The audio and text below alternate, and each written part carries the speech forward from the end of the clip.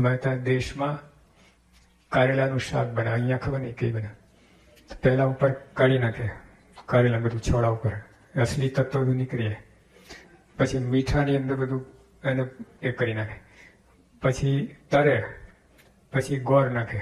ક્યાં કારેલા રહ્યું, ક્યાં કારેલાનું ખૂન કરી નાખે.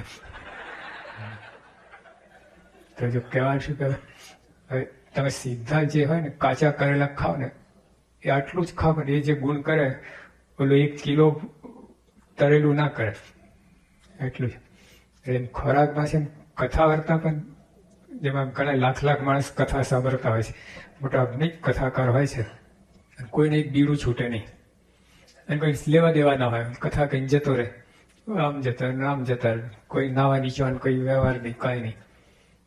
કથા વાર્તામાં પ્રકાર છે.